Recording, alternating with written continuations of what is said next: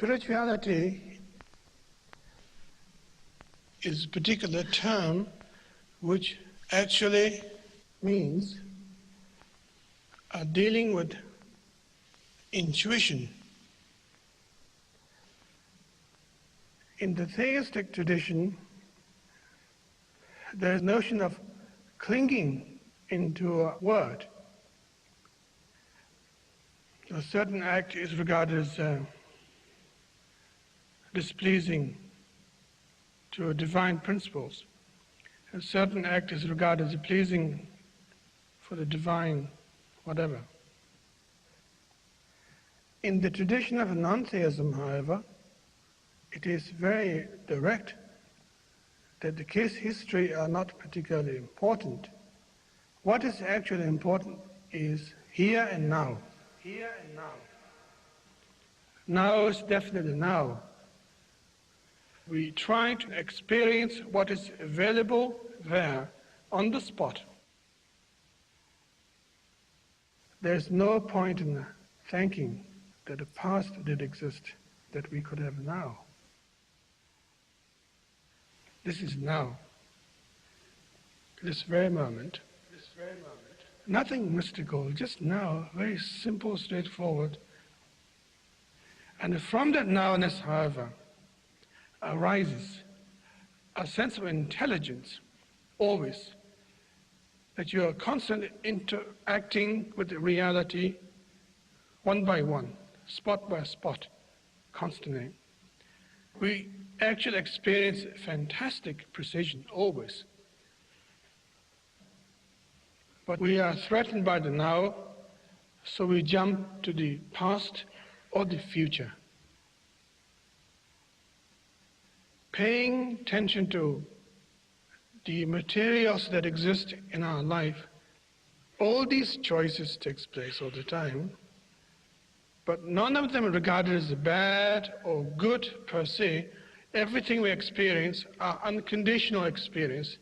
They don't come along with a label by saying this is regarded as bad, this is good. But we experience them, but we don't actually pay heed to them properly. We don't actually regard that as that we are going somewhere. We regard that as a hassle, waiting to be dead. Waiting to be dead. Waiting to be dead. Waiting to be dead.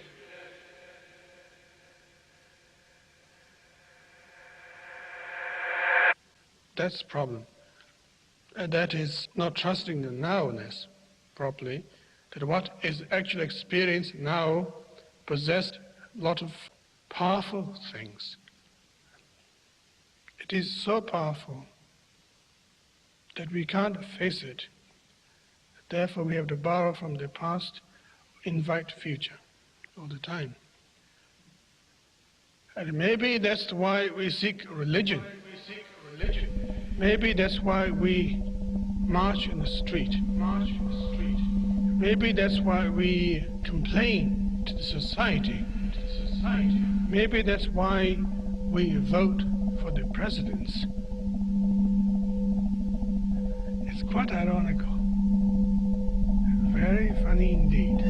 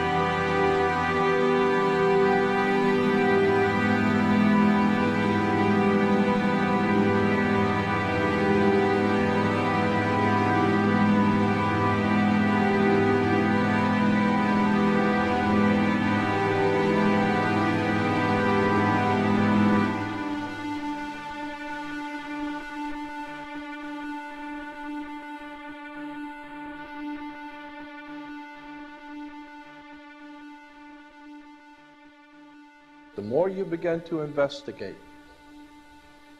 what we think we understand, where we came from, what we think we're doing, the more you begin to see we've been lied to. We've been lied to by every institution. What makes you think for 1 minute that the religious institution is the only one that's never been touched? The religious institutions of this world are at the bottom of the dirt. The religious institutions in this world are put there by the same people who gave you your government, your corrupt education, who set up your international banking cartels. We have been misled away from the true and divine presence in the universe that men have called God. I don't know what God is, but I know what he isn't. And unless and until you are prepared to look at the whole truth, and wherever it may go, whoever it may lead to, the more you educate yourself, the more you understand where things come from, the more obvious things become, and you begin to see lies everywhere. You have to know the truth and seek the truth, and the truth will set you free.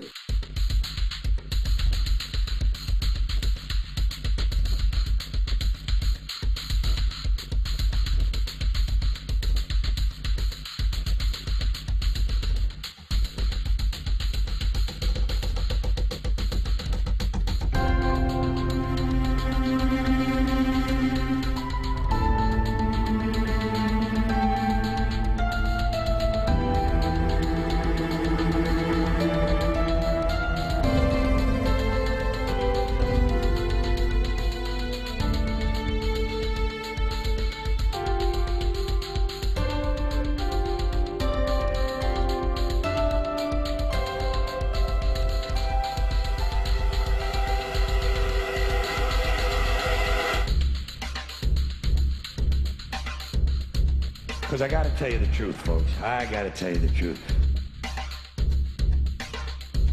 When it comes to bullshit, big time, major league bullshit, you have to stand in awe of the all-time champion of false promises and exaggerated claims, religion. Think about it. Religion has actually convinced people that there's an invisible man living in the sky who watches everything you do every minute of every day. And the invisible man has a special list of 10 things he does not want you to do. And if you do any of these 10 things, he has a special place full of fire and smoke and burning and torture and anguish where he will send you to live and suffer and burn and choke and scream and cry forever and ever till the end of time. But he loves you.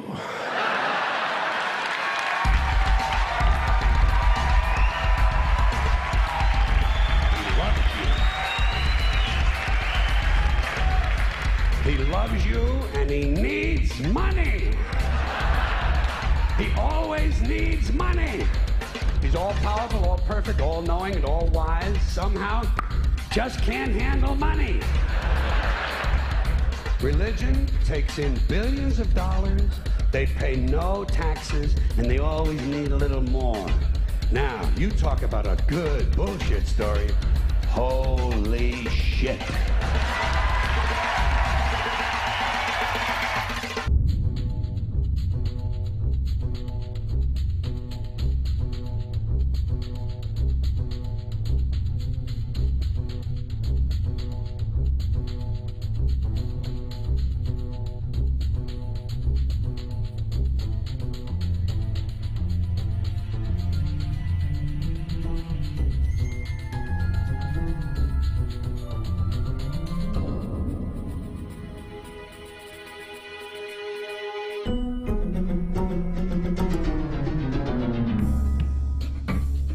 This is the sun.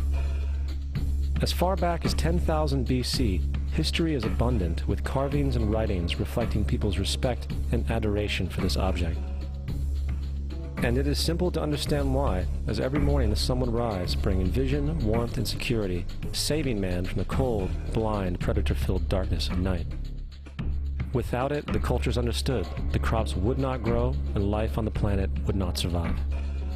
These realities made the sun the most adored object of all time. Likewise, they were also very aware of the stars. The tracking of the stars allowed them to recognize and anticipate events which occurred over long periods of time, such as eclipses and full moons. They in turn cataloged celestial groups into what we know today as constellations. This is the cross of the zodiac, one of the oldest conceptual images in human history. It reflects the sun as it figuratively passes through the 12 major constellations over the course of a year. It also reflects the 12 months of the year, the 4 seasons, and the solstices and equinoxes. The term zodiac relates to the fact that constellations were anthropomorphized, or personified, as figures or animals. In other words, the early civilizations did not just follow the sun and stars, they personified them with elaborate myths involving their movements and relationships. The sun, with its life-giving and saving qualities, was personified as a representative of the unseen creator or God, God's Son, the light of the world, the savior of humankind. Likewise, the 12 constellations represented places of travel for God's Son, and were identified by names, usually representing elements of nature that happened during that period of time. For example, Aquarius, the water bearer, who brings the spring rains.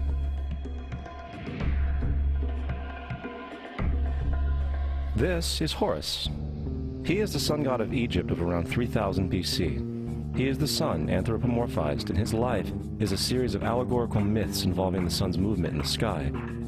From the ancient hieroglyphics in Egypt, we know much about this solar messiah.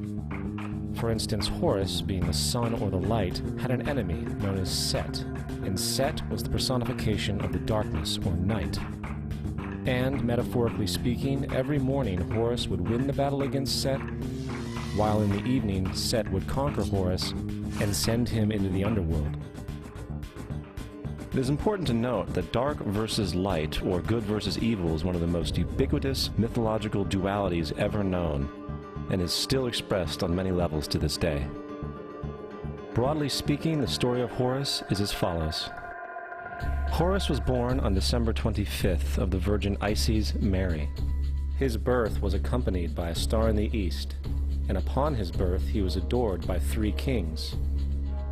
At the age of 12, he was a prodigal child teacher, and at the age of 30, he was baptized by a figure known as Anup, and thus began his ministry. Horus had 12 disciples he traveled about with, performing miracles such as healing the sick and walking on water. Horus was known by many gestural names such as the Truth, the Light, God's Anointed Son, the Good Shepherd, the Lamb of God, and many others. After being betrayed by Typhon, Horus was crucified, buried for 3 days, and thus resurrected. These attributes of Horus, whether original or not, seem to permeate many cultures of the world, for many other gods are found to have the same general mythological structure. Attis of Phrygia, born of the Virgin Nana on December 25th, crucified, placed in a tomb, and after 3 days was resurrected. Krishna of India, born of the Virgin Devaki, with a star in the east signaling his coming. He performed miracles with his disciples, and, upon his death, was resurrected. Dionysus of Greece, born of a virgin on December 25th, was a traveling teacher who performed miracles such as turning water into wine. He was referred to as the King of Kings, God's only begotten Son, the Alpha and Omega, and many others. And, upon his death, he was resurrected. Mithra of Persia, born of a virgin on December 25th, he had 12 disciples and performed miracles, and upon his death was buried for 3 days and thus resurrected. He was also referred to as the Truth, the Light, and many others. Interestingly, the sacred day of worship of Mithra was Sunday. The fact of the matter is, there are numerous saviors from different periods from all over the world which subscribe to these general characteristics. The question remains, why these attributes? Why the virgin birth on December 25th? Why dead for 3 days in the inevitable resurrection? Why 12 disciples or followers? To find out, let's examine the most recent of the solar messiahs. Jesus Christ was born of the Virgin Mary on December 25th in Bethlehem. His birth was announced by a star in the east, which 3 kings or magi followed to locate and adorn the new Savior. He was a child teacher at 12. At the age of 30, he was baptized by John the Baptist, and thus began his ministry. Jesus had 12 disciples, which he traveled about with, performing miracles such as healing the sick, walking on water, raising the dead. He was also known as the King of Kings, the Son of God, the Light of the World, the Alpha and Omega, the Lamb of God, and many, many others. After being betrayed by his disciple Judas and sold for 30 pieces of silver, he was crucified, placed in a tomb, and after 3 days was resurrected and ascended into heaven. First of all, the birth sequence is completely astrological. The star in the east is Sirius, the brightest star in the night sky, which, on December 24th, aligns with the 3 brightest stars in Orion's belt. These 3 bright stars in Orion's belt are called today what they were called in ancient times, the 3 kings. And the 3 kings and the brightest star, Sirius, all point to the place of the sunrise on December 25th. This is why the 3 kings follow the star in the east, in order to locate the sunrise, the birth of the sun.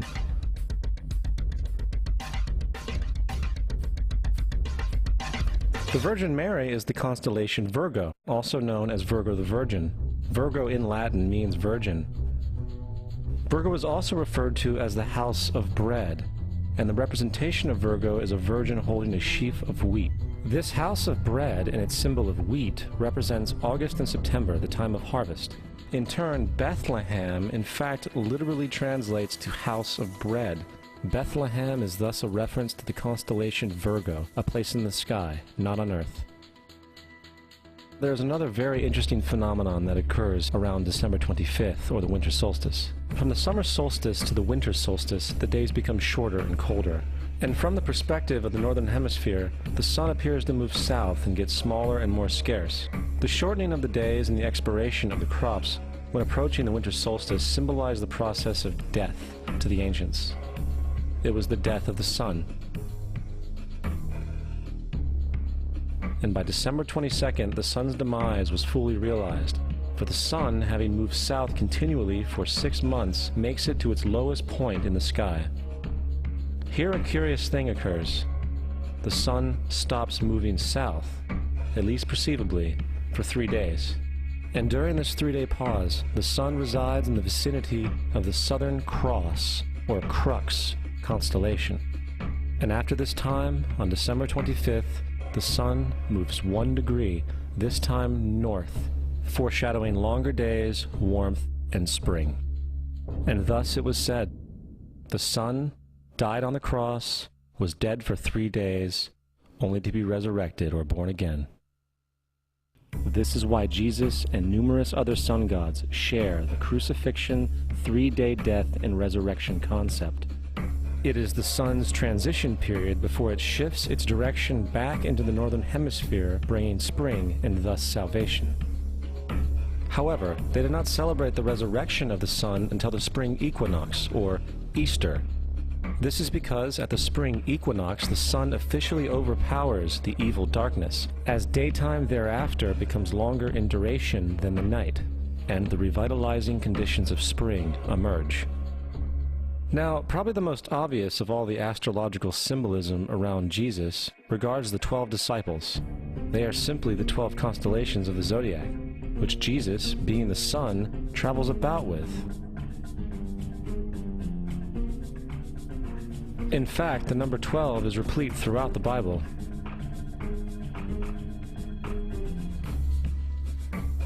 Coming back to the cross of the zodiac, the figurative life of the sun, this was not just an artistic expression or tool to track the sun's movement.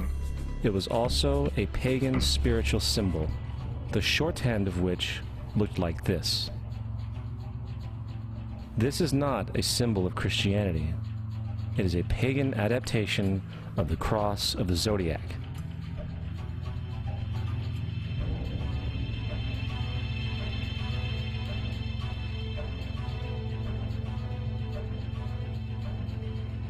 This is why Jesus in early occult art is always shown with his head on the cross, for Jesus is the Son of God, the light of the world, the risen Savior, who will come again, as it does every morning. The glory of God, who defends against the works of darkness, as he is born again every morning, and can be seen coming in the clouds, up in heaven, with his crown of thorns or sun rays.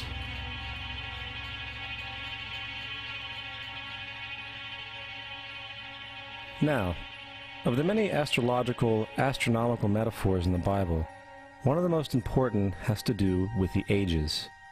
Throughout the scriptures, there are numerous references to the age. In order to understand this, we need to be familiar with a phenomenon known as the precession of the equinoxes. The ancient Egyptians, along with cultures long before them, recognized that approximately every 2150 years, the sunrise on the morning of the spring equinox would occur in a different sign of the zodiac. This has to do with a slow angular wobble that the Earth maintains as it rotates on its axis. It is called a precession because the constellations go backwards rather than through the normal yearly cycle. The amount of time it takes for the precession to go through all 12 signs is roughly 25,765 years. This is also called the Great Year, and ancient societies were very aware of this, and they referred to each 2150-year period as an age.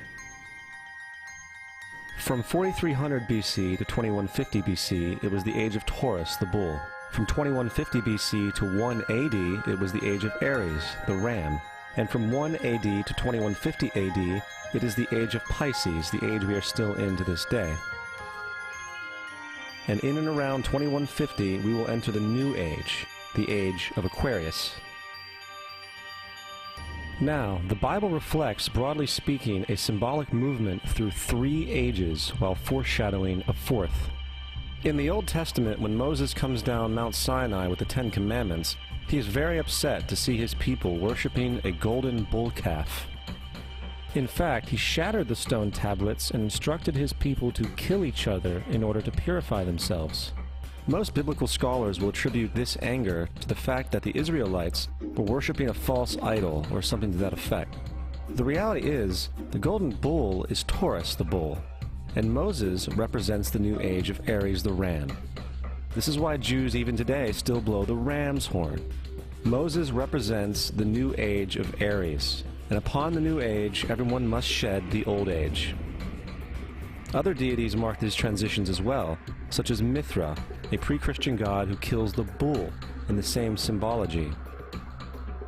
Now Jesus is the figure who ushers in the age following Aries, the age of Pisces, or the 2 fish. Fish symbolism is very abundant in the New Testament. Jesus feeds 5,000 people with bread and 2 fish. When he begins his ministry walking along Galilee, he befriends 2 fishermen who follow him. And I think we have all seen the Jesus fish on the back of people's cars. Little do they know what it actually means. It is a pagan astrological symbolism for the sun's kingdom during the age of Pisces. Also, Jesus' assumed birth date is essentially the start of this age. At Luke 22:10, when Jesus is asked by his disciples where the last Passover would be, Jesus replies, "Behold, when ye are entered into the city, there shall a man meet you, bearing a pitcher of water. Follow him into the house where he entereth in." This scripture is by far one of the most revealing of all the astrological references. The man bearing the pitcher of water is Aquarius, the water bearer, who is always pictured as a man pouring out a pitcher of water. He represents the age after Pisces, and when the sun, God's Son, leaves the age of Pisces, Jesus, it will go into the house of Aquarius, as Aquarius follows Pisces in the precession of the equinoxes. All Jesus is saying is that after the age of Pisces will come the age of Aquarius.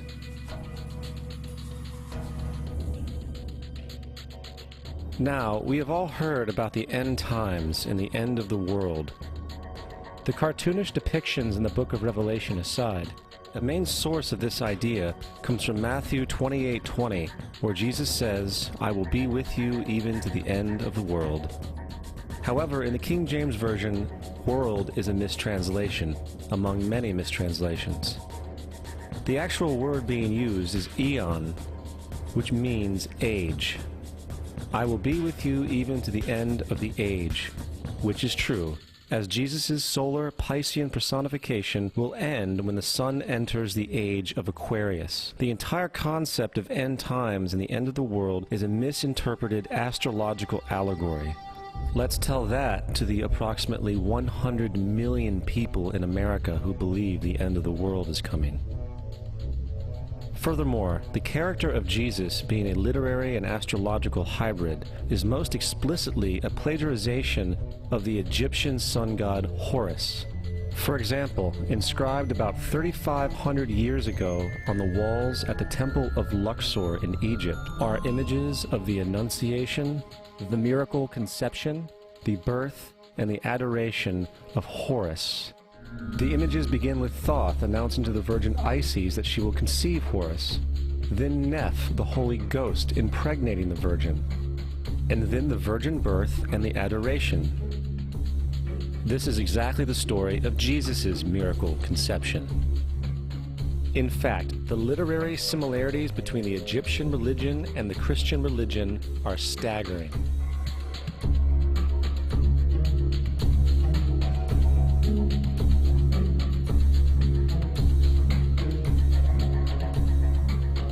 And the plagiarism is continuous.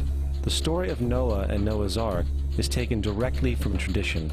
The concept of the Great Flood is ubiquitous throughout the ancient world, with over 200 cited claims in different periods and times. However, one need look no further for a pre-Christian source than the Epic of Gilgamesh, written in 2600 BC. This story talks of a great flood commanded by God, an ark with saved animals upon it, and even the release and return of a dove, all held in common with the biblical story, among many other similarities. And then there is the plagiarized story of Moses. Upon Moses' birth, it is said that he was placed in a reed basket and set adrift in a river in order to avoid infanticide. He was later rescued by a daughter of royalty and raised by her as a prince. This baby in a basket story was lifted directly from the myth of Sargon of Akkad of around 2250 BC. Sargon was born, placed in a reed basket in order to avoid infanticide, and set adrift in a river. He was in turn rescued and raised by Aki, a royal midwife. Furthermore, Moses is known as the lawgiver, the giver of the Ten Commandments, the Mosaic Law. However, the idea of a law being passed from God to a prophet up on a mountain is also a very old motif. Moses is just another lawgiver in a long line of lawgivers in mythological history. In India, Manu was the great lawgiver. In Crete, Minos ascended Mount Dicta, where Zeus gave him the sacred laws, while in Egypt there was Meses, who carried stone tablets and upon them the laws of God were written. Manu, Minos, Meses, Moses. And as far as the Ten Commandments, they are taken outright from spell 125 in the Egyptian Book of the Dead. What the Book of the Dead phrased, "I have not stolen," became "Thou shalt not steal." "I have not killed," became "Thou shalt not kill." "I have not told lies," became "Thou shalt not bear false witness," and so forth. In fact, the Egyptian religion is likely the primary foundational basis for the Judeo-Christian theology. Baptism, afterlife, final judgment, virgin birth, death and resurrection, crucifixion, the Ark of the Covenant, circumcision, saviors, Holy Communion, Great Flood, Easter, Christmas, Passover, and many, many more are all attributes of Egyptian ideas long predating Christianity and Judaism. Justin Martyr, one of the first Christian historians and defenders, wrote, "When we say that he, Jesus Christ, our teacher, was produced without sexual union, was crucified and died and rose again and ascended into heaven, we propound nothing different from what you believe regarding those who you esteem sons of Jupiter." In a different writing, Justin Martyr said, "He was born of a virgin, except this in common with what you believe of Perseus." It's obvious that Justin and other early Christians knew how similar Christianity was to the pagan religions. However, Justin had a solution. As far as he was concerned, The devil did it. The devil had the foresight to come before Christ and create his characteristics in the pagan world. Fundamentalist Christianity, fascinating. These people actually believe the world is 12,000 years old. Swear to God. I actually asked one of these guys, okay, dinosaur fossils. He says, dinosaur fossils? God put those here to test our faith.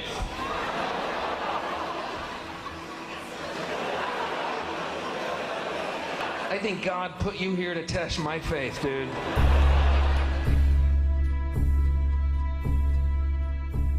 The Bible is nothing more than an astrotheological literary hybrid, just like nearly all religious myths before it. In fact, the aspect of transference of one character's attributes to a new character can be found within the book itself. In the Old Testament, there is the story of Joseph. Joseph was a prototype for Jesus. Joseph was born of a miracle birth. Jesus was born of a miracle birth. Joseph was of 12 brothers. Jesus had 12 disciples.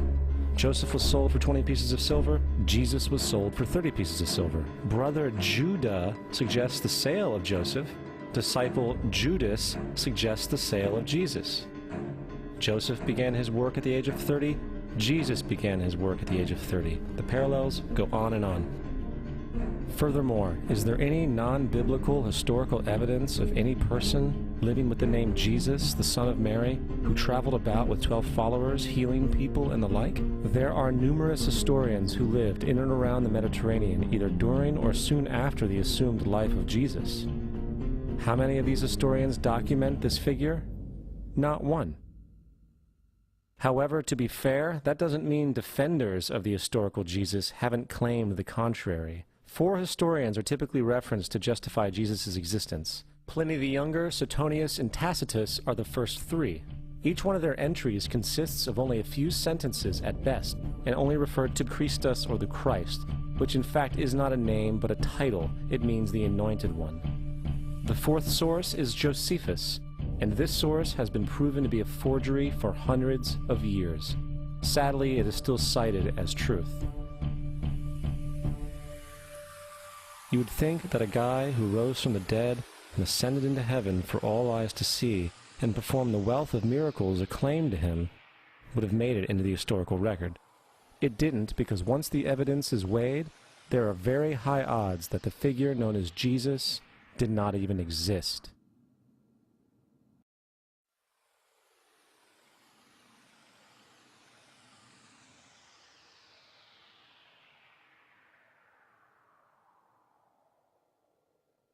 We don't want to be unkind, but we want to be factual.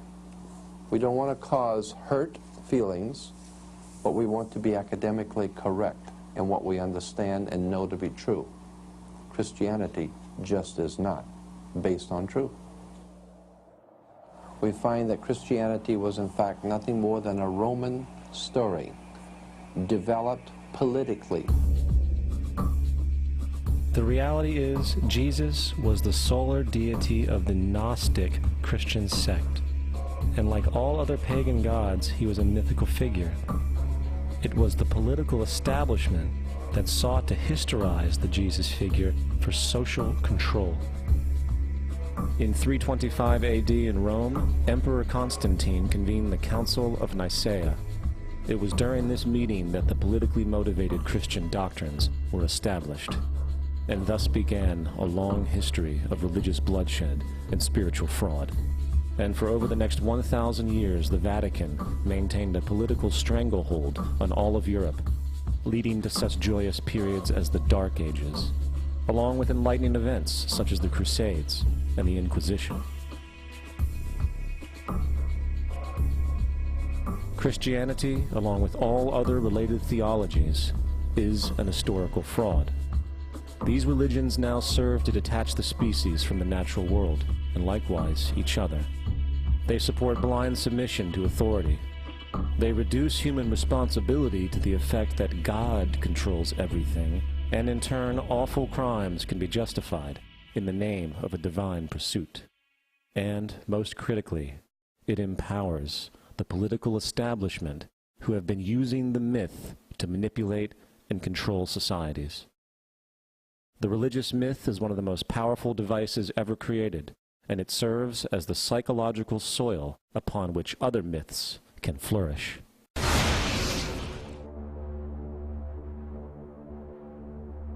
A myth is an idea that, while widely believed, is false. In a deeper sense, in the religious sense, a myth serves as an orienting and mobilizing story for a people. The focus is not on the story's relation to reality, but on its function. A story cannot function unless it is believed to be true in the community or the nation. It is not a matter of debate. If some people have the bad taste to raise the question of the truth of the sacred story, the keepers of the faith do not enter into debate with them. They ignore them or denounce them as blasphemers. It is wrong, blasphemous, and sinful for you to suggest, imply, or help other people come to the conclusion that the U.S. government killed 3,000 of its own citizens.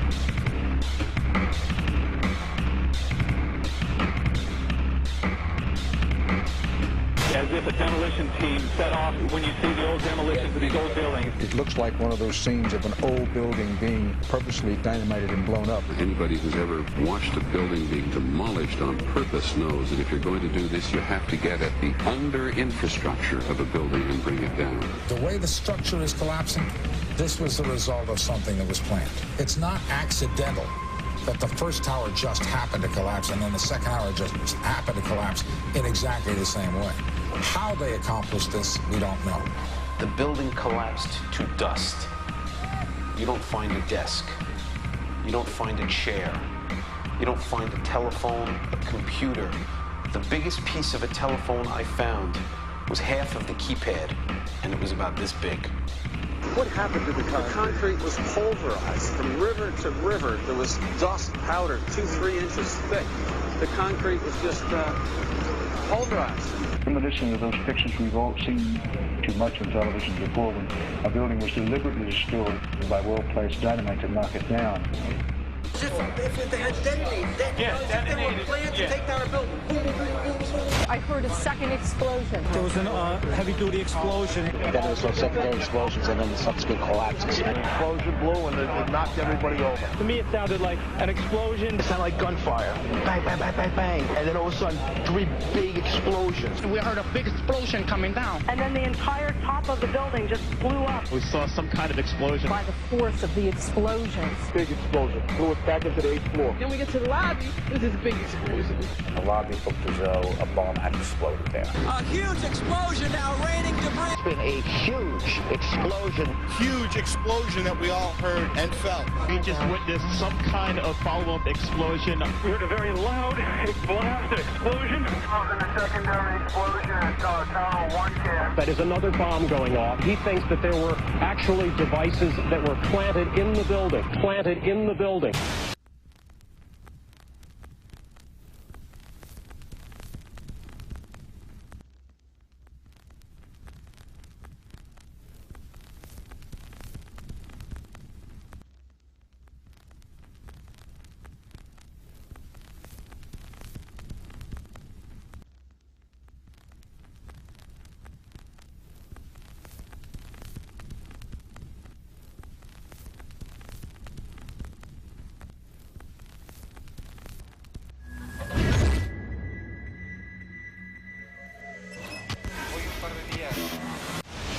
I don't think anybody could have predicted that they would try to use an airplane as a missile, a hijacked airplane as a missile. Nobody in our government, at least, and I don't think the prior government that could envision flying airplanes into buildings. No specific threat involving really a domestic operation or involving what happened, obviously, the city's airliner and so. There were no warning signs that I'm aware of. USA Today reports that in the 2 years before the attacks on September the 11th, NORAD conducted exercises using hijacked airliners as weapons.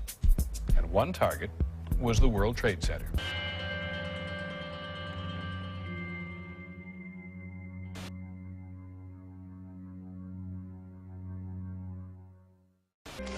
In confidential documents from the Philippines obtained by CNN, the plan was clear. He will board any American commercial aircraft, control its cockpit, and dive it at the CIA headquarters. Other buildings targeted the Pentagon and the World Trade Center. The Federal Aviation Administration received 52 warnings about Al-Qaeda in the 6 months before 9/11 and did not apparently heed them. The Pentagon reportedly does not want the public to hear next week's Senate testimony about the former secret intelligence unit known as Able Danger. And it identified Mohammed Atta and 3 other 9/11 terrorists as members of an al-Qaeda cell in Brooklyn, New York, more than a year before the attacks. And we found 2 of the 3 cells which conducted the 9/11 attacks. Lieutenant Colonel Tony Schaefer, who was the first member of Able Danger to go public, has now been told in writing by the Defense Intelligence Agency that he can't speak to members of Congress or their staff without prior approval. This is an attempt to prevent the American people from knowing the facts about how we could have prevented 9/11, and people are covering it up today. Security and counterterrorism was blinking red, in the words of George Tenet, that the warnings of an imminent attack were so severe that something dramatic should have been done. It was unparalleled. Instead, our president went on a month-long vacation.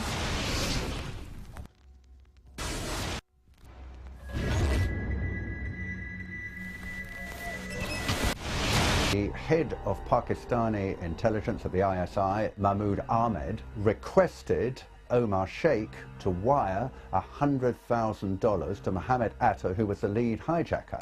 Hijacker Mohammed Atta received wire transfers via Pakistan. The man sending the money to Atta is believed to be Ahmed Umar Saeed Sheikh. Omar Sheikh admitted he was supported by the Pakistan government's intelligence service, the ISI.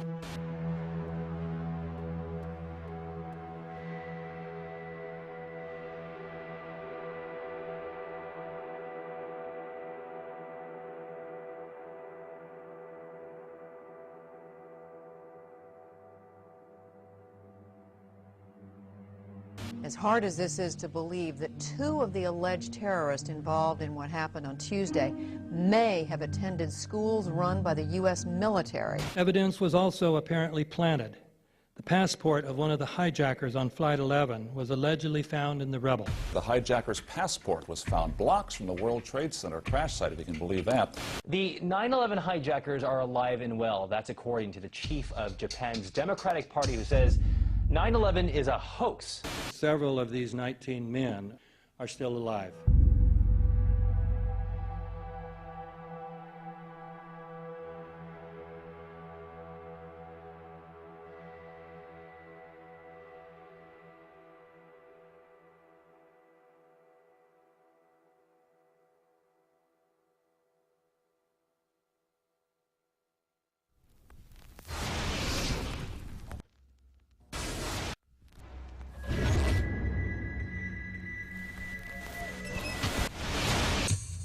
Of course we're after Saddam Hussein, bin Laden. He's... In the early 1980s, bin Laden worked with operatives from U.S. intelligence, the Pakistani military, and Arab states. January 2001, the Bush administration orders the FBI and intelligence agencies to back off investigations involving the bin Laden family, including 2 of Osama bin Laden's relatives, who were living, guess where, in Falls Church, Virginia, right next to CIA headquarters. When he was already America's most wanted criminal, he reportedly spent 2 weeks in the American hospital in Dubai, was treated by an American doctor, and visited by the local CIA agent. We have not seen one piece of evidence that links Osama bin Laden directly to the planning stages of September 11th. This failure to provide proof was later said to be unnecessary because bin Laden, in a video allegedly found in Afghanistan, admitted responsibility for the attacks.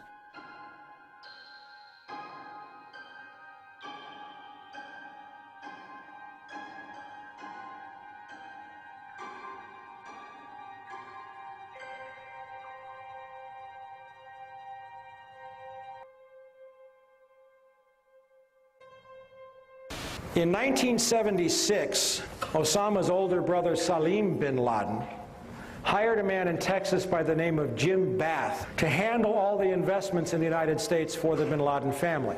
Jim Bath also happens to be a personal, almost lifelong friend and former Air National Guard pilot with George W. Bush. The connections between the Bushes and the bin Ladens become much more clear when George Herbert Walker Bush made trips to Saudi Arabia in 1998 and 2000 to meet with the bin Laden family on behalf of a company called the Carlyle Group.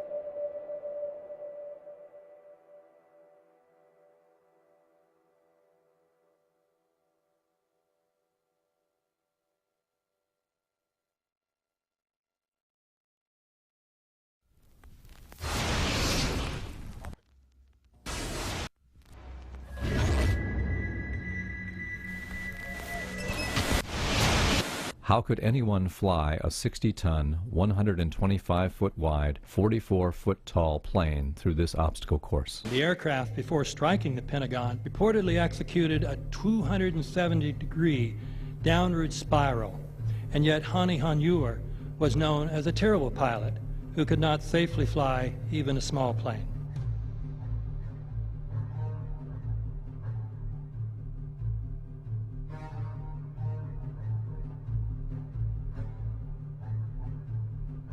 No seats, no luggage, no bodies. Nothing but bricks and limestone. The official explanation is that the intense heat from the jet fuel vaporized the entire plane. Flight 77 had 2 Rolls-Royce engines made of steel and titanium alloy and weigh 6 tons each. It is scientifically impossible that 12 tons of steel and titanium was vaporized by jet fuel. We're also told that the bodies were able to be identified either by their fingerprints or by the DNA. So what kind of fire can vaporize aluminum and tempered steel and yet leave human bodies intact? From my close-up inspection, there's no evidence of a plane having crashed anywhere near the Pentagon. And as I said, the only pieces left that you can see are small enough that you could pick up in your hand. Shortly after the strike, government agents picked up debris and carried it off. The entire lawn was covered with dirt and gravel, so that any remaining forensic evidence was literally covered up. The videos from security cameras, which would show what really hit the Pentagon, were immediately confiscated by agents of the FBI, and the Department of Justice has to this day refused to release them. If these videos would prove that the Pentagon was really hit by a 757, most of us would assume the government would release them.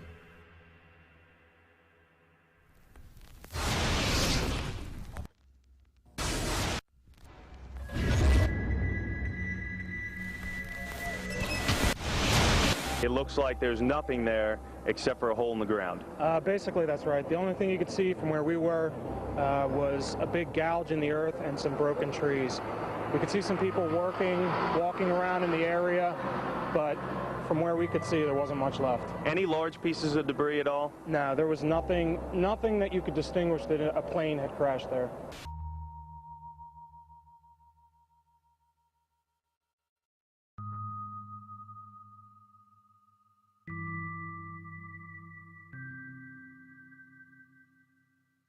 The FBI and the state police here have confirmed that they have cordoned off a second area about 6 to 8 miles away from the crater here. This is apparently another debris site. Why would debris be located 6 miles away? Could it have blown that far away? Seems highly unlikely.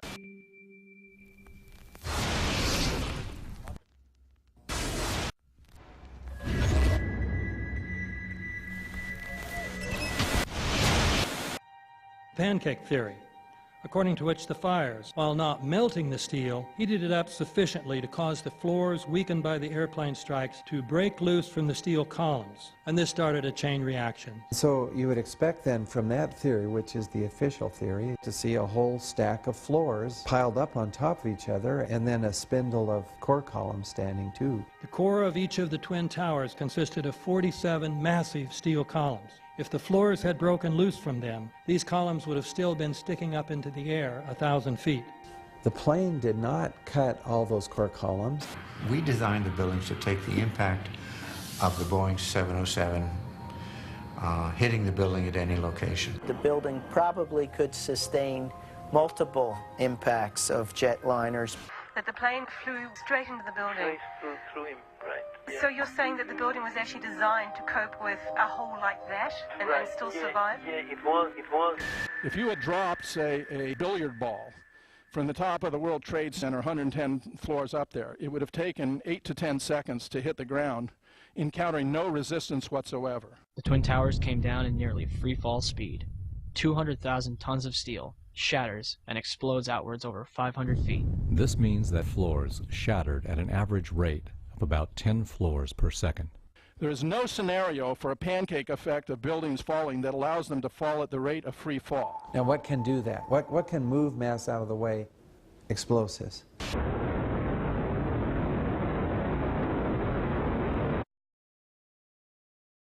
"47 huge steel columns going up the core, and they're interconnected. How do you get them to fail simultaneously so the core disappeared? It looks like those core columns were cut. The way we do this is by cutting the beam at an angle.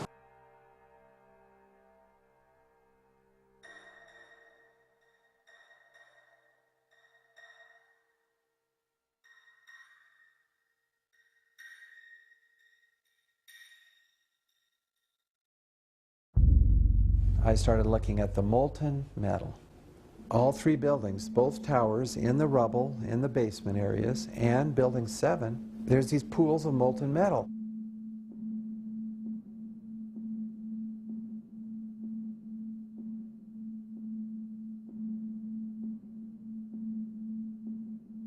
Get down below and you'd see molten steel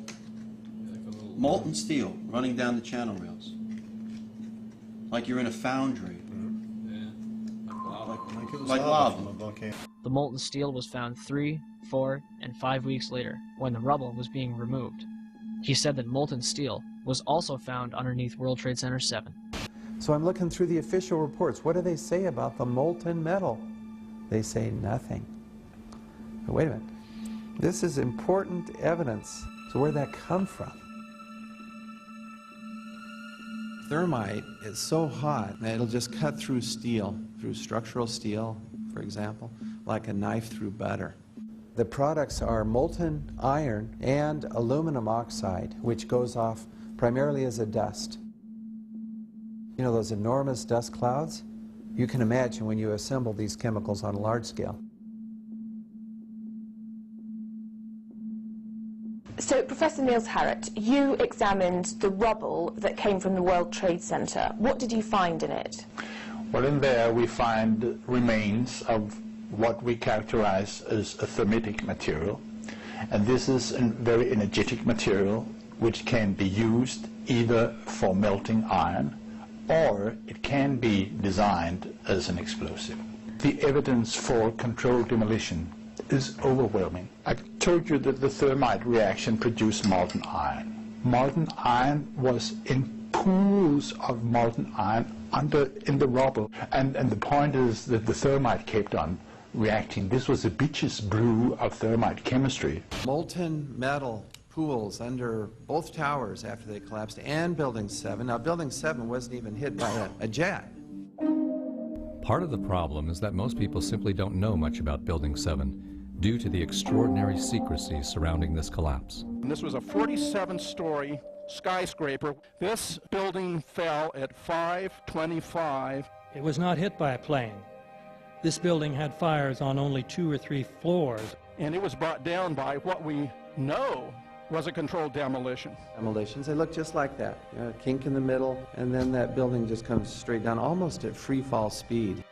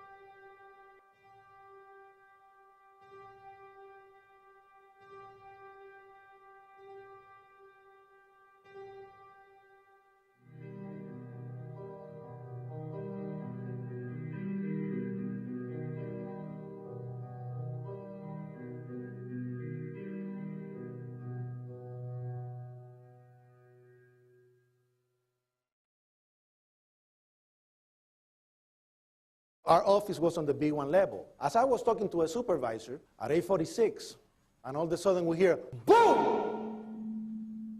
An explosion so hard that pushed us upwards.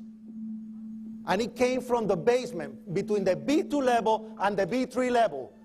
And when I went to verbalize, we hear, boom! The impact of the plane on the top.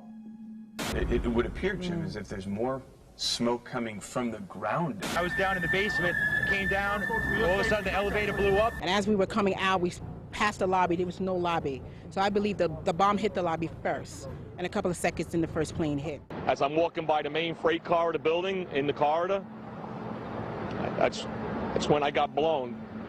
I mean, the impact of the explosion threw me to the floor, and that's when everything started happening. All of a sudden, a big impact happened again, and all the ceiling tile was falling down, the light fixtures were falling. You know, you got to go clear across the whole from 1 to 2 World Trade Center, and then all of a sudden it happened all over again. Something else hit us to the floor. Right in the basement, you felt it. Walls were caving in, everything that was going on. I mean, I know of people that got killed in the basement. I know of people that got broken legs in the basement. People that got reconstructive surgery because the walls hit them in the face.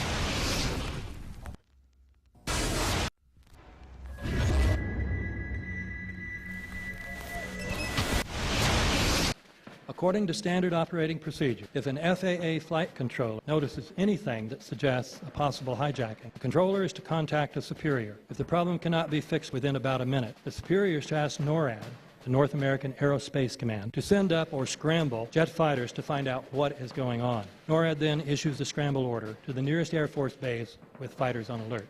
But although interceptions usually occur within 10 or so minutes, in this case, 80 or so minutes had elapsed before fighters were even airborne.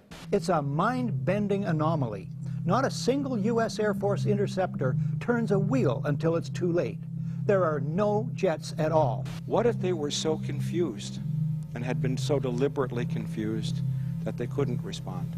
The reason that they didn't know where to go was because a number of conflicting and overlapping war game exercises were taking place. It involved the insertion of false radar blips onto radar screens in the Northeast Air Defense Sector. Center Team U, we have a problem here. We have a hijacked aircraft headed towards New York. We need someone to scramble some F-16s or something up there to help us out.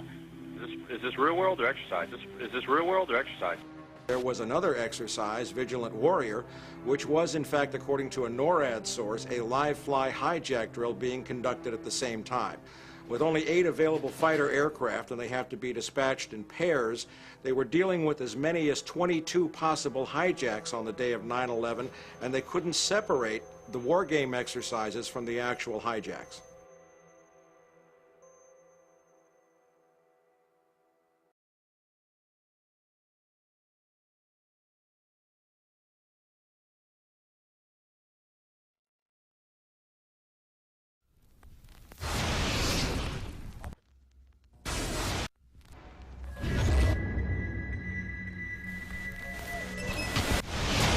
Page 172. The U.S. government has not been able to determine the origin of the money used for the 9/11 attacks. Ultimately, the question is of little practical significance. The American authorities have not managed to trace the source of the funding. And then the most amazingly disingenuous statement ultimately is it of little consequence. It is of massive consequence. Doesn't it matter who paid for 9/11?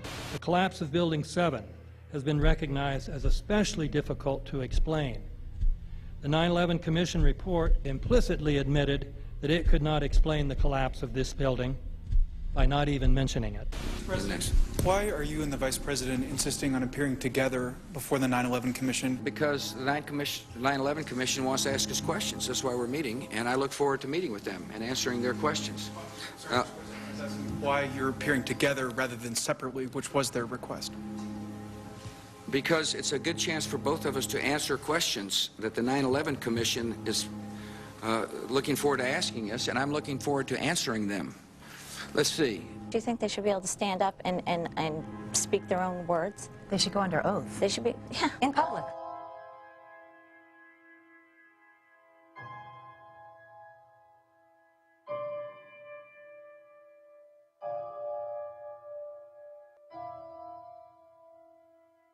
Don't you think that the families deserve to have a transcript or to be able to see what you Adam, said? you asked me that question yesterday. For an I answer got the today. same answer, yeah. The final report was a unanimous report. That means that if there was a single commissioner who had any objection about anything, that fact would be dropped from the report. We have found out that he not only served on the transition team of the Bush administration, that he was a person who wrote a draft memo for the setup of the Bush administration's National Security Council, that he was an individual who wrote the preemptive war strategy that was eventually used for the war in Iraq, that he is a close friend of Condoleezza Rice's. We want him to resign. There is literally nothing in the 9/11 report that the Bush administration did not approve of. We can understand, therefore, why the Commission, under Zelikow's leadership, would have ignored all the evidence that would point to the truth, that 9/11 was a false flag operation intended to authorize the doctrines and funds needed for a new level of imperial mobilization.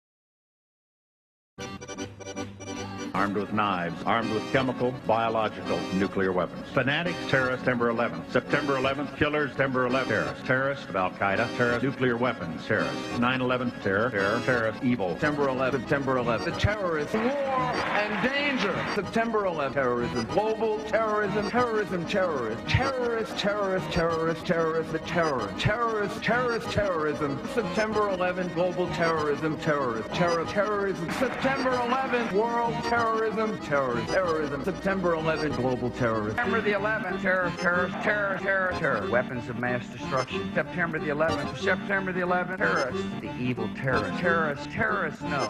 Terrorism. The words are hypnotically repeated. Terrorism, terrorist, terrorist threat, and of course, believed to be linked to Al-Qaeda.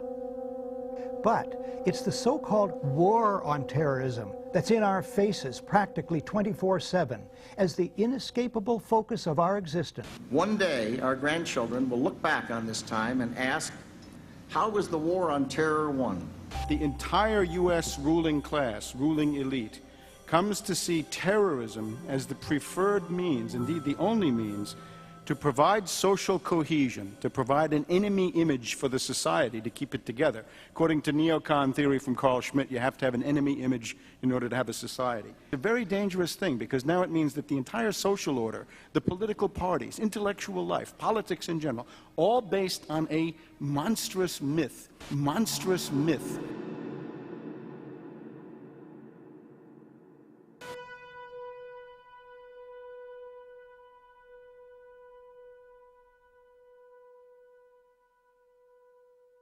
Look, the CIA has done in this country, what they've done to us is unbelievable. Look at the terrorist acts that have occurred. The CIA behind most, if not all of them. We had the Marine barracks. We had our embassy in Kenya. We had Pan Am 103. We had the USS Cole. We had Oklahoma City. We had the World Trade Center in 1993. That helped the terrorists blow up the World Trade Center the first time. They built the bomb. They got the driver's license.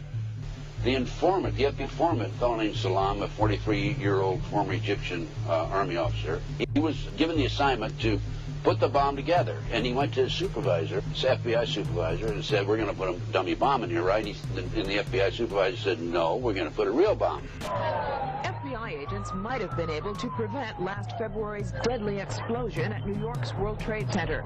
They discussed secretly substituting harmless powder for the explosives, but they didn't, according to the FBI's own informant, Imad Salem.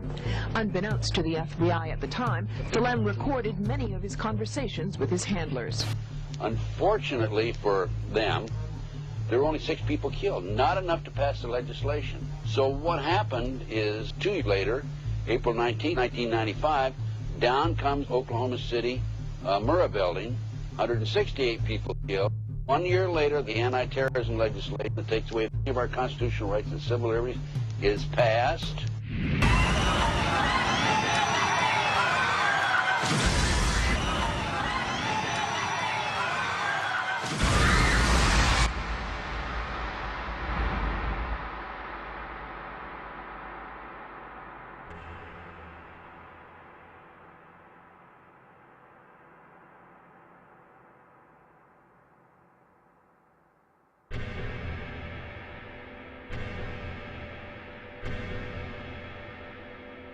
Because at 9:30 this morning, we were actually running an exercise for over a company of 1,000 people in London, based on simultaneous bombs going off precisely at the railway stations that happened this morning. So I still have the hairs on the back of my neck standing upright. To get this quite straight, you were running an exercise to see how you would cope with this, and it happened while you were running the exercise? Precisely.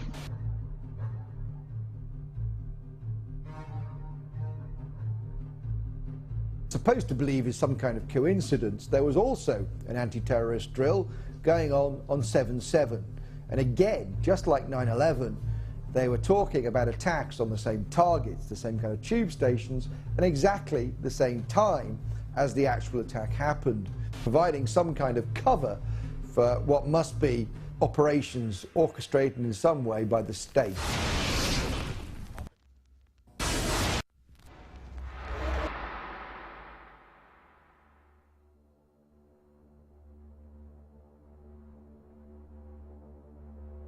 I am absolutely appalled at how much people in this country do not think. We are given to understand that a guy out there up in the mountains financed the most elaborate attack on this country. Do you think some people in a cave,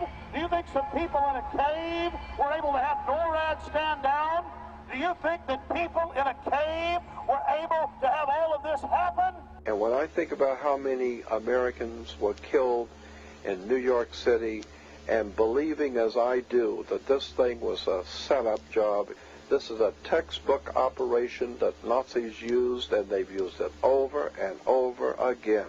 America has been suckered in one more time. I don't have to tell you things are bad. Everybody knows things are bad. The dollar buys a nickel's worth. Banks are going bust. Shopkeepers keep a gun under the counter. Punks are running wild in the street. There's nobody anywhere who seems to know what to do, and there's no end to it. We know the air is unfit to breathe, and our food is unfit to eat. We sit watching our TVs while some local newscaster tells us that today we had 15 homicides and 63 violent crimes, as if that's the way it's supposed to be. We know things are bad, worse than bad. They're crazy. It's like everything everywhere is going crazy, so we don't go out anymore. We sit in the house, and slowly the world we're living in is getting smaller, and all we say is, please, at least leave us alone in our living rooms. Let me have my toaster and my TV and my steel-belted radios, and I won't say anything. Just leave us alone. Well, I'm not going to leave you alone. I want you to get mad. I don't want you to protest. I don't want you to riot. I don't want you to write to your congressmen because I wouldn't know what to tell you to write. I don't know what to do about the depression and the inflation and the Russians and the crime in the street. All I know is that first, you've got to get mad. You've got to say, I'm a human being. God damn it. My life has value.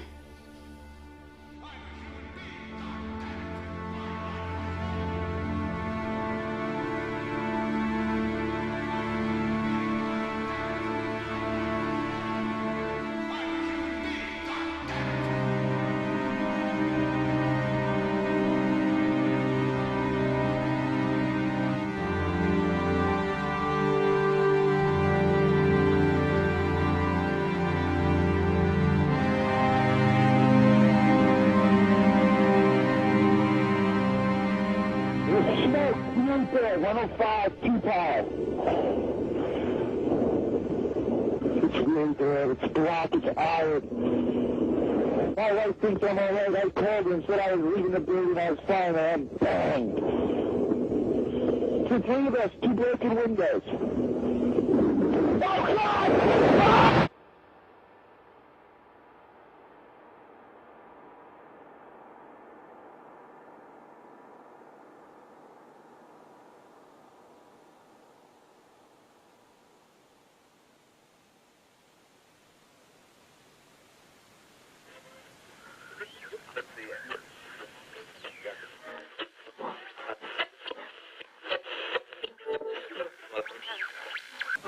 When hostilities commenced in Europe in 1939, it was realized that the American people had no intention of entering the war. But they believed that this country could be enticed into the war in very much the same way that it was enticed into the last one. They planned, first, to prepare the United States for foreign war under the guise of American defense. Second, to involve us in the war, step by step, without our realization. Third, to create a series of incidents which would force us into the actual conflict. These plans were, of course, to be covered and assisted by the full power of their propaganda. Our theaters soon became filled with plays portraying the glory of war. Newsreels lost all semblance of objectivity, and they have used the war to justify the restriction of congressional power and the assumption of dictatorial procedures on the part of the President and his appointees.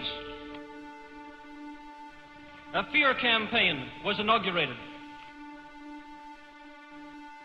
We cannot allow the natural passions and prejudices of other peoples to lead our country to destruction.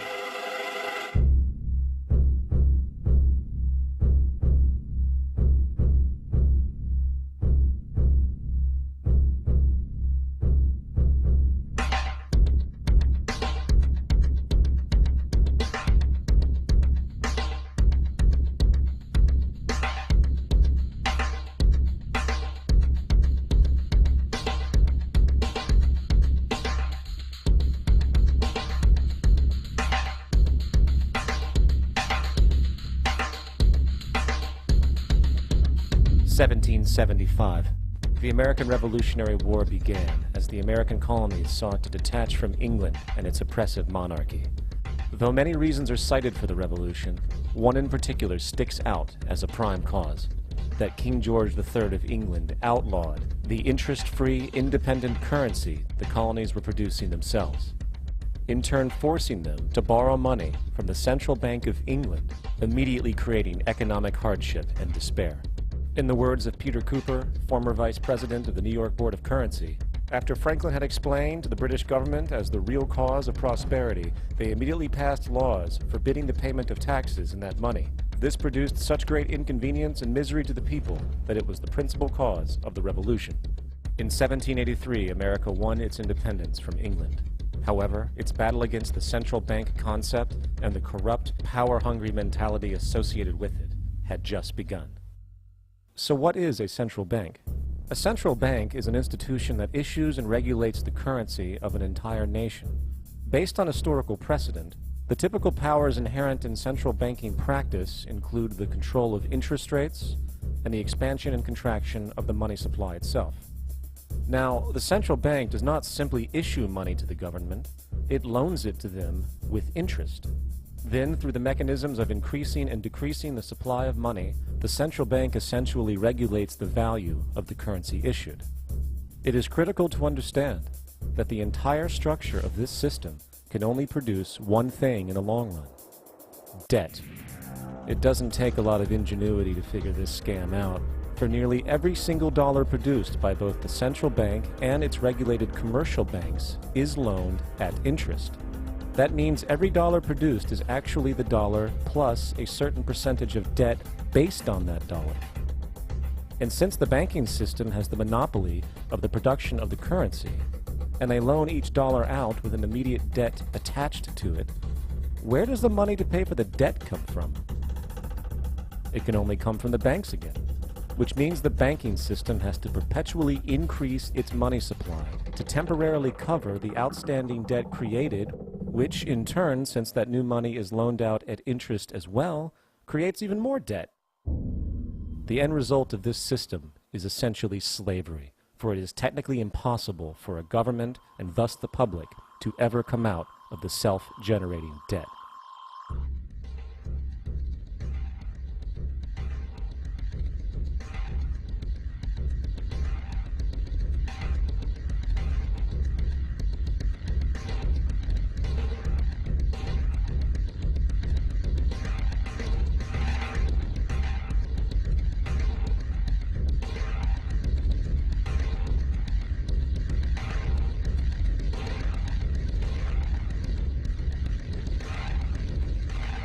By the early 20th century, the U.S. had already implemented and removed a few central banking systems, which were maneuvered into place by ruthless banking interests. At this time, the dominant families in the banking and business world were the Rockefellers, the Morgans, the Warburgs, the Rothschilds. And in the early 1900s, they sought to push, once again, legislation to create another central bank. However, they knew the government and public were very weary of such an institution, so they needed to create an incident to affect public opinion. So, J.P. Morgan, publicly considered a financial luminary at the time, exploited his mass influence by reportedly creating rumors that prominent banks in New York were insolvent or bankrupt. Morgan knew this would trigger mass hysteria and a systemic crisis. And it did. The public, in fear of losing their deposits, immediately began mass withdrawals. Consequently, the banks were forced to call in their loans, causing the recipients to sell their property, and thus a spiral of bankruptcies, repossessions, and turmoil emerged. Putting the pieces together years later, Congressman Charles Lindbergh wrote, "The King bankers put in motion in 1907 a great scheme. They had gambled and speculated on Wall Street until so many watered stocks and bonds had been manufactured. The King bankers knew the condition and informed the favored of their friends what was to come. There was to be a panic in the fall of 1907 that would be advertised as the result of our bad banking and currency laws." The Panic of 1907 led to a congressional investigation headed by Senator Nelson Aldrich, who had intimate ties to the financial powers and later became part of the Rockefeller family through marriage. The commission led by Aldrich recommended a central bank should be implemented so a panic like 1907 could never happen again. This was the spark that the bankers needed to initiate their plan. And in 1910, a secret meeting was held at a J.P. Morgan estate on Jekyll Island off the coast of Georgia. It was there that the central banking bill called the Federal Reserve Act was written. This legislation was written by bankers, not lawmakers. This meeting was so secretive, so concealed from government and public knowledge, that most of the figures who attended disguised their names when en route to the island. After this bill was constructed, it was then handed over to their political frontman, Senator Nelson Aldrich, to push through Congress. And in 1913, with heavy political sponsorship by the bankers, Woodrow Wilson became president, having already agreed to sign the Federal Reserve Act in exchange for campaign support. And a few days before Christmas, when much of Congress was at home with their families, the Federal Reserve Act was voted in, and Wilson in turn made it law. The night before its passage, Congressman Charles Lindbergh pleaded, "This act establishes the most gigantic trust on earth. When the president signs this act, the invisible government by the money power will be legalized." Now, the public was told that the Federal Reserve System was an economic stabilizer, and inflation and economic crises were a thing of the past. Well, as history has shown, nothing was further from the truth. The fact is, the bankers now had a streamlined machine for economic manipulation.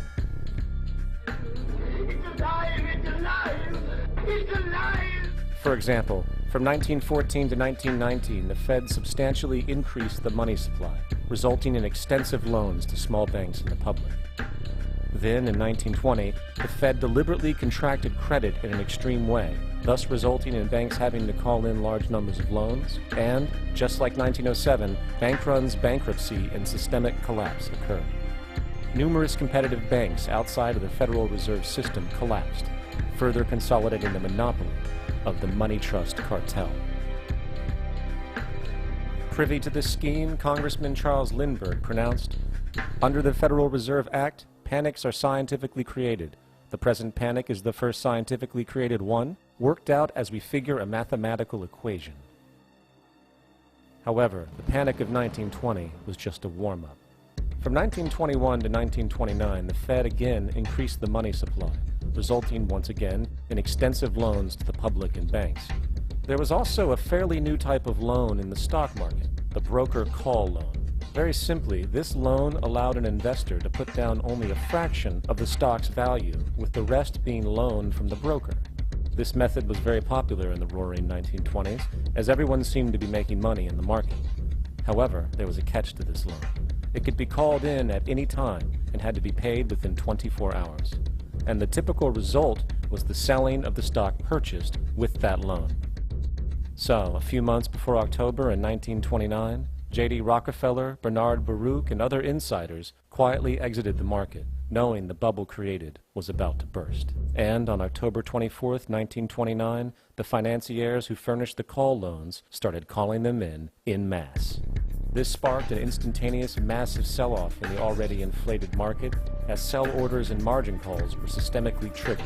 That then led to mass bank runs, eventually collapsing thousands of banks, enabling the large banks to buy up the now failed ones at a discount. But it didn't stop there. Rather than expanding the money supply in order to recover from this economic collapse, the Fed actually contracted it, fueling one of the largest depressions in American history. Outraged, Congressman Louis McFadden, then chairman of the House Banking Committee, filed petition for impeachment against the Federal Reserve Board, stating, "Mr. Chairman, we have in this country one of the most corrupt institutions the world has ever known. I refer to the Federal Reserve Board and the Federal Reserve Banks. This evil institution has impoverished and ruined the people of the United States and has practically bankrupted our government. It has done this through the defects of the law under which it operates, through the maladministration of that law by the Federal Reserve Board, and through the corrupt practices of the moneyed vultures who control it." Now, having reduced the society to squalor, it was then decided that the gold standard should be removed. In order to do this, they needed to acquire the remaining gold in the system. So, under the pretense of helping to end the Depression, came the 1933 gold seizure. Under the threat of imprisonment for 10 years, everyone in America was required to turn in all gold bullion to the Treasury, essentially robbing the public of what little real wealth they had left. And at the end of 1933, the gold standard was abolished. If you look at a dollar bill before 1933, it says it is redeemable in gold. You look at the dollar bill today, it says it is legal tender, which means it is backed by absolutely nothing. The only thing that gives our money value is the public faith and how much of it is in circulation. Therefore, the power to regulate the money supply is also the power to regulate its value, which is also the power to manipulate and control entire economies.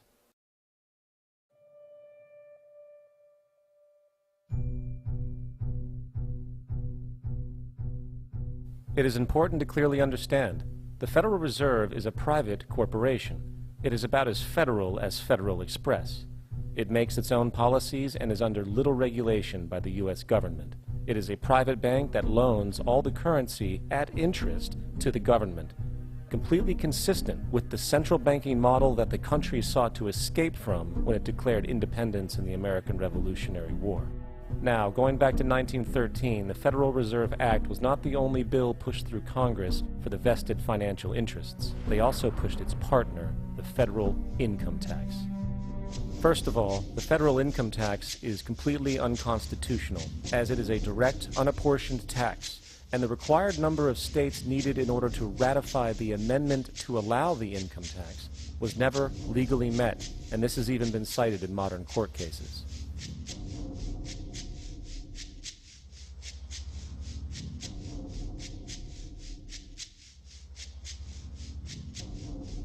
Second, at the present day, roughly 25% of the average worker's income is taken from them via this tax. That means you work 3 months out of the year to fulfill this tax obligation. And where does that money go?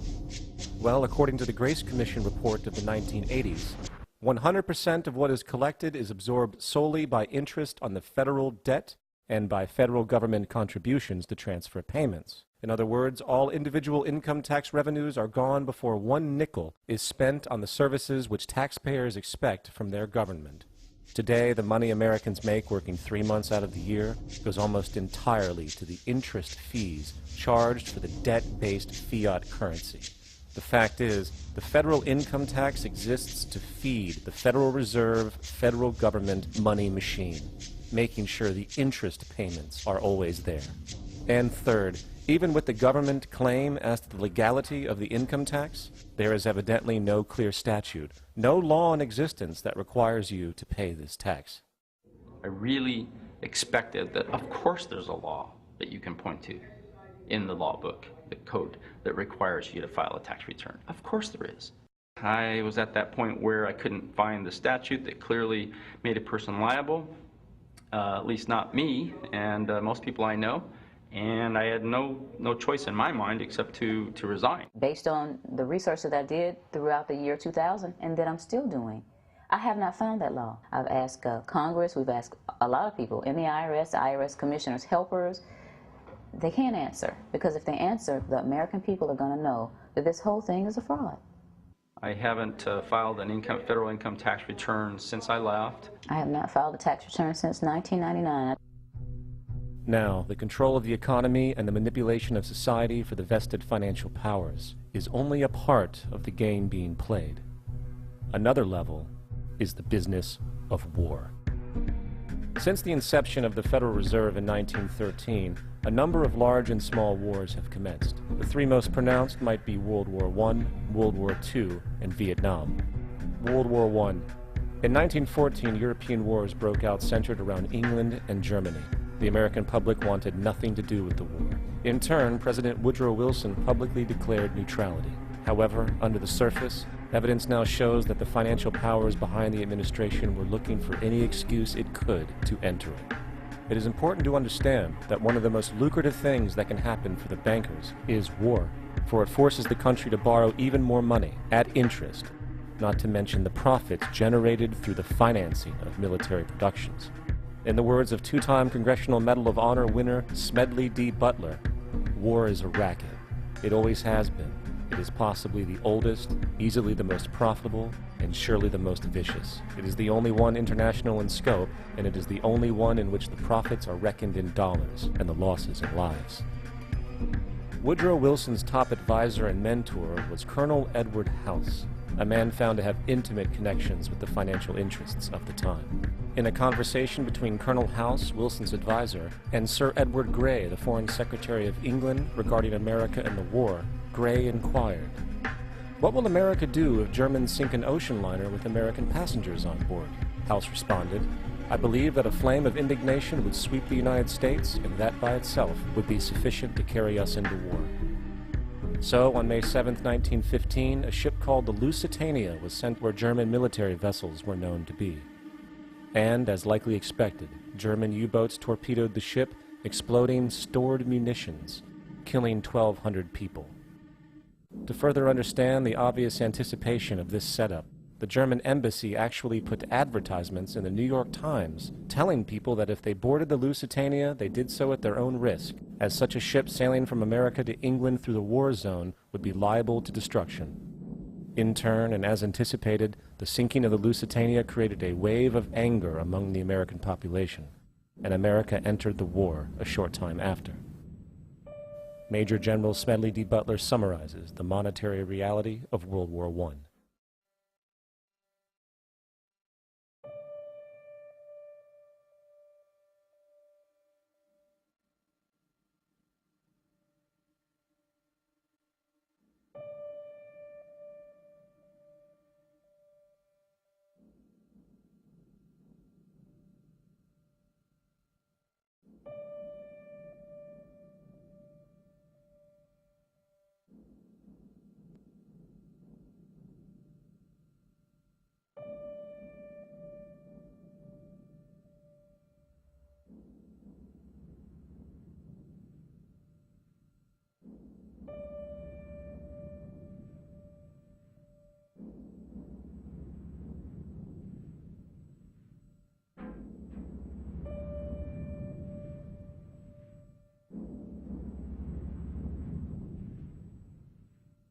World War II.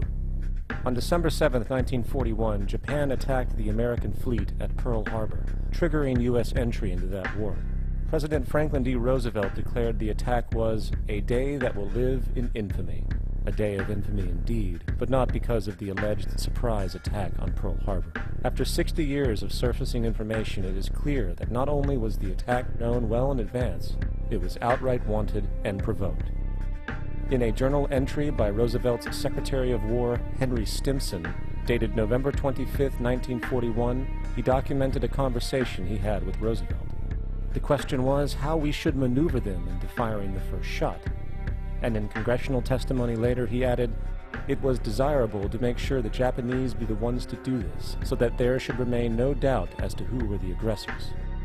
In the months leading up to the attack on Pearl Harbor, Roosevelt had done almost everything in his power to anger the Japanese, showing a posture of aggression. He halted all of Japan's imports of American petroleum. He froze all the Japanese assets in the United States. He made public loans to nationalist China and supplied military aid to the British, both enemies of Japan in the war, which, by the way, was in complete violation of international war rules. And with numerous Japanese codes broken in advance revealing the plan to attack, on December 7, 1941, Japan was allowed to attack Pearl Harbor, killing 2,400 soldiers. Before Pearl Harbor, 83% of the American public wanted nothing to do with the war. After Pearl Harbor, 1 million men volunteered for that war. It is important to note, Nazi Germany's war effort was largely supported by two organizations, one of which was called IG Farben. IG Farben produced 84% of Germany's explosives. One of the unspoken partners of IG Farben was J.D. Rockefeller's Standard Oil Company in America. In fact, the German Air Force could not operate without a special additive patented by Rockefeller's Standard Oil. The drastic bombing of London by Nazi Germany, for example, was made possible by a $20 million sale of fuel to IG Farben by the Rockefeller's Standard Oil Company. This is just one small point on the topic of how American businesses funded both sides of World War II. One other treasonous organization worth mentioning is the Union Banking Corporation of New York City. Not only did they finance numerous aspects of Hitler's rise to power, along with actual materials during the war, it was also a Nazi money laundering bank, which was eventually exposed for having millions of dollars of Nazi money in its vaults. The Union Banking Corporation of New York was eventually seized for violations of the Trading with the Enemy Act. Guess who the director and vice president of the Union Bank was? Prescott Bush, the father and grandfather of former U.S. Presidents George W. Bush and George H.W. Bush.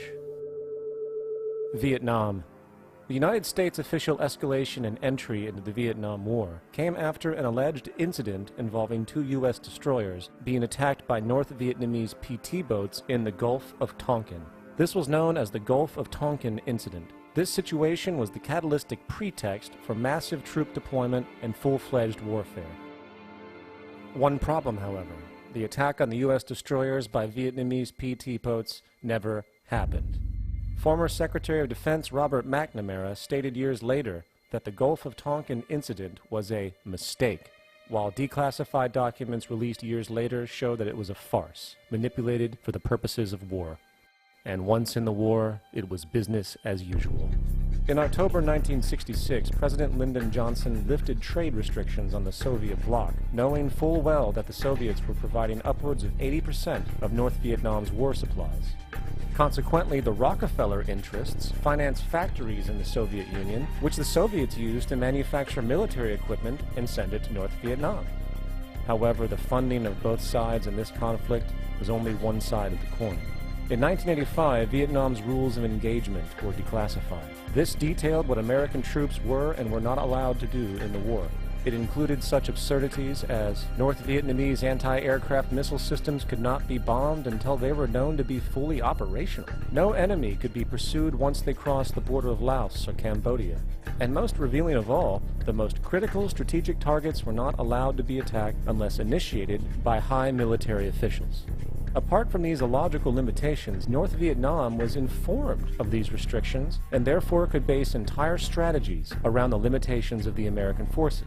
This is why the war went on for so long, and the bottom line is this: the Vietnam War was never meant to be won, just sustained. This war for profit and resources resulted in 58,000 American deaths and 3 million dead Vietnamese. So, where are we now? September 11th was the jumpstart for a hegemonic agenda, enabling the possibility of constant global warfare. It was a staged war pretext no different than the sinking of the Lusitania, the provoking of Pearl Harbor, and the Gulf of Tonkin lie. In fact, if 9/11 wasn't a planned war pretext, it would be an exception to the rule. It has been used to launch two unprovoked illegal wars, one against Iraq and one against Afghanistan. However, 9/11 was a pretext for another war as well, the war against you. The Patriot Act, Homeland Security, the Military Tribunals Act, and other legislations are all completely designed to destroy your civil liberties and protect those in power. Currently in the United States, unannounced to most Americans, your home can be searched without a warrant, without you being home. You can in turn be detained indefinitely, with no charges revealed to you, no access to a lawyer, and legally tortured, all under the suspicion that you might be a terrorist. If you need a painted picture of what is happening, let's recognize how history repeats itself. In February 1933, Hitler staged the false flag attack, burning down his own German parliament building, the Reichstag, blaming it on communist terrorists. Within the next few weeks, he passed the Enabling Act, which completely eradicated the German Constitution, destroying people's liberties. He then led a series of preemptive wars, all justified as necessary to maintaining homeland security.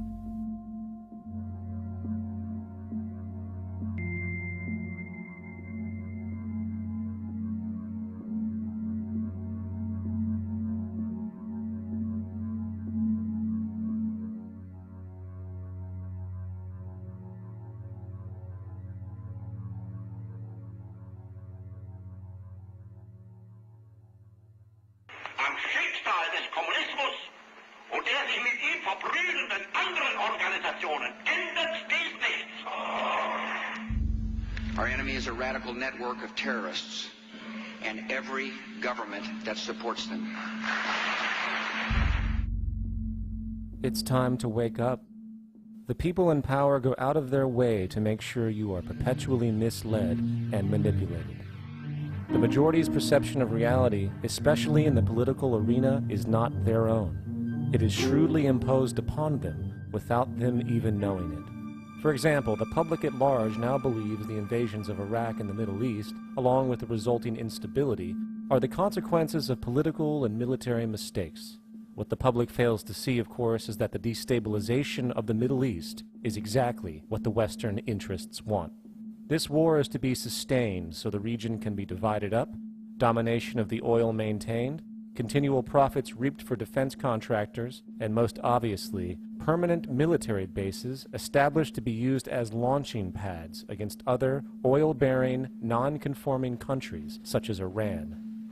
For further implication that the Middle East destabilization is purely intentional, in 2005, 2 elite British SAS officers were arrested by Iraqi police after being caught driving around in their car shooting at civilians while dressed up as Arabs. After being arrested and taken to a jail in Basra, the British Army immediately demanded the release of these men. When the Basra government refused, British tanks came in and physically broke out the men from the Basra prison. If you wish to destroy an area, how do you do it? Well, there are 2 ways. You can go in there and bomb it and so forth, but that is not very efficient. What you do is you try to get the people in that area to kill each other and to destroy their own territory, their own farms. And that's what's been done in that area. The way in which you destroy an opponent is get him to destroy himself by dividing his ranks against one another. Then you feed both sides. You have agents feeding both sides, inflaming both sides, and they kill each other off. And it's time that some of us woke up to this reality, to understand that people who try to maintain empires and create empires do it by manipulating the people they're trying to conquer. You might want to ask yourself why the entire culture is utterly saturated with mass media entertainment from all sides, while the educational system in America continues its stupefying downward slide since the U.S. government decided to take over and subsidize the public school system. What your government pays for, it gets. When we understand that, then we look at government-financed institutions of education and see the kind of students and the kind of education that's being turned out by these government-financed schools. Logic will tell you that if what is being turned out in those schools was not in accord with what the state and the federal government wanted, then it would change it. The bottom line is that the government is getting what they have ordered. They do not want your children to be educated. They do not want you to think too much. That is why our country and our world has become so proliferated with entertainments, mass media, television shows, amusement parks, drugs, alcohol, and every kind of entertainment to keep the human mind entertained, so that you don't get in the way of important people by doing too much thinking. You had better wake up and understand that there are people who are guiding your life and you don't even know it. We're in a lot of trouble because you people and 62 million other Americans are listening to me right now, because less than 3% of you people read books, because less than 15% of you read newspapers, because the only truth you know is what you get over this tube. Right now, there is an entire generation that never knew anything that didn't come out of this tube. This tube is the gospel, the ultimate revelation. This tube can make or break presidents, popes, prime ministers. This tube is the most awesome goddamn force in the whole godless world. And woe is us if it ever falls into the hands of the wrong people. And when the largest company in the world controls the most awesome goddamn propaganda force in the whole godless world, who knows what shit will be peddled for truth on this network. So you listen to me. Listen to me. Television is not the truth. Television is a goddamn amusement park.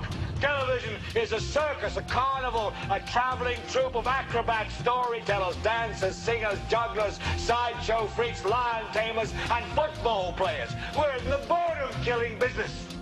But you people sit there day after day, night after night, all ages, colors, creeds.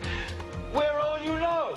You're beginning to believe the illusions we're spinning here. You're beginning to think that the tube is reality and that your own lives are unreal. You do whatever the tube tells you. You dress like the tube. You eat like the tube. You raise your children like the tube. You even think like the tube. This is mass madness, you maniacs. In God's name, you people are the real thing. We are the illusion. The last thing the power establishment wants is a conscious, informed public, capable of critical thinking. This is why a continually fraudulent zeitgeist is output, via religion, the mass media, and the educational system. It is in their interest to keep you in a distracted, naive bubble, and they are doing a damn good job of it. This is Aaron Russo, a filmmaker and former politician. To his left is Nicholas Rockefeller of the Council on Foreign Relations. After maintaining a close friendship with Nicholas Rockefeller, Aaron eventually ended the relationship, appalled by what he had learned. I got a call one day from an attorney woman I knew, and she said, would you like to meet one of the Rockefellers? I said, sure, I'd love to. And we became friends, and he began to divulge a lot of things to me. So he said to me one night, he said that there's going to be an event there, and out of that event, you're going to see we're going to go into Afghanistan, so we can run pipelines from the Caspian Sea. We're going to go into Iraq to take the oil and establish a base in the Middle East, and we're going to go into Venezuela and try and get rid of Chavez. And the first two they've accomplished. Chavez they didn't accomplish. And he said you're going to see guys going into caves looking for looking for people that they're never going to find. You know, he was laughing about the fact that you have this war on terror. There's no real enemy. He's talking about how by having this war on terror, you can never win it because it's an eternal war. And so you can always keep taking people's liberties away. And I said, how are you going to convince people that this war is real? He says, but the media. The media can convince everybody it's real. I mean, you know, it's just that you keep talking about things. You keep saying it over and over and over again, and eventually people believe it. You know, you created the Federal Reserve in 1913 through lies. You create 9/11, which is another lie. Through 9/11, then you're fighting a war on terror, and now all of a sudden you go into Iraq, which was another lie, and now they're going to do Iran. You know, and it's all one thing leading to another, leading to another, leading to another. Now, I would say to them, what are you doing this for? What's the point of this thing? You have all the money in the world you ever want. You have all the power. I said, you know, you're hurting people. It's not a good thing. And he would say, what do you care about the people for? Take care of yourself and you take care of your family. And then I said to him, what are the ultimate goals here? He said the ultimate goal is to get everybody in this world chipped with the RFID chip, and have all money be on those chips and everything on those chips. And if anybody wants to protest what we do or violate what we want, we just turn off their chip. How far will the sickness of power go? To what lengths will those in control go in order to maintain and preserve their positions? We have a Florida family who are really pioneers in a brave new world. They have volunteered to be the first ever to have microchip identification devices implanted into their body. After 9/11, I was really concerned with the security of my family.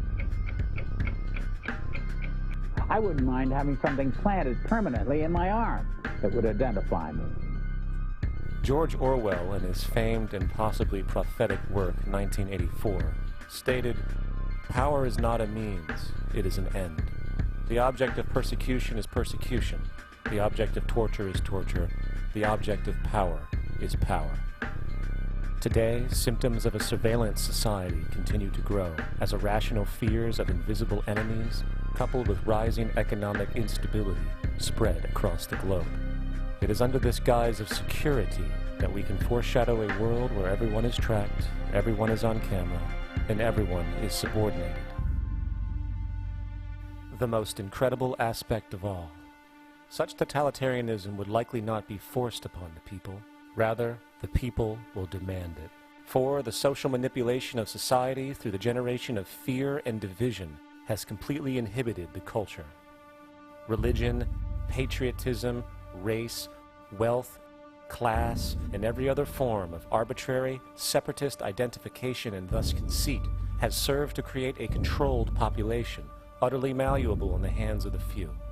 Divide and conquer is the motto, and as long as people continue to see themselves as separate from everything else, they lend themselves to being completely enslaved. However, if the people ever realize the truth of their relationship to nature, and the truth of their personal power to effect change, the entire manufactured zeitgeist that's preyed upon would collapse like a house of cards.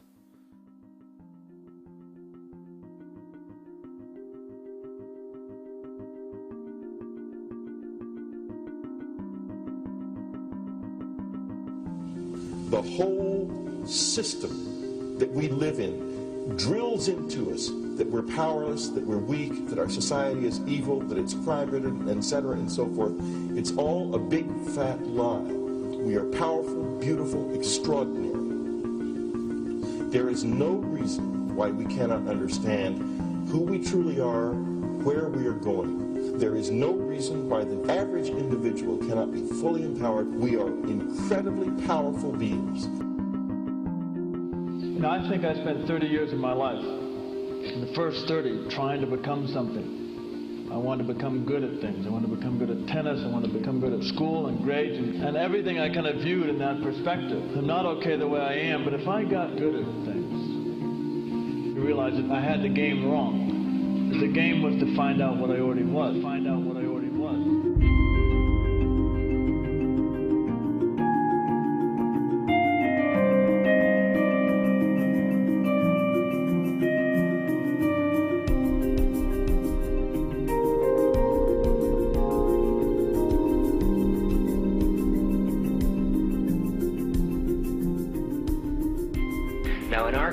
We've been trained for individual differences to stand out.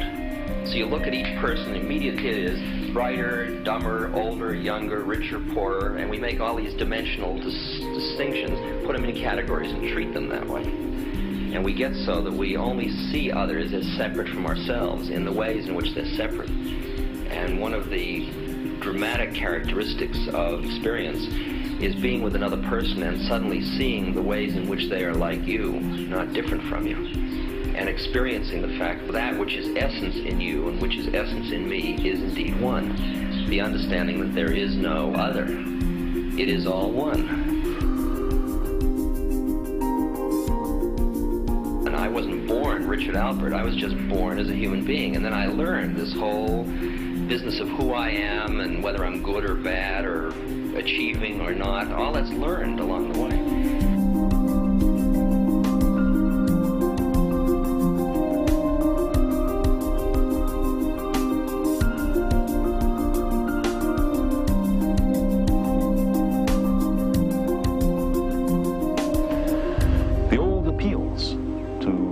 racial, sexual, and religious chauvinism to rabid nationalist fervor are beginning not to work. A new consciousness is developing which sees the earth as a single organism and recognizes that an organism at war with itself is doomed.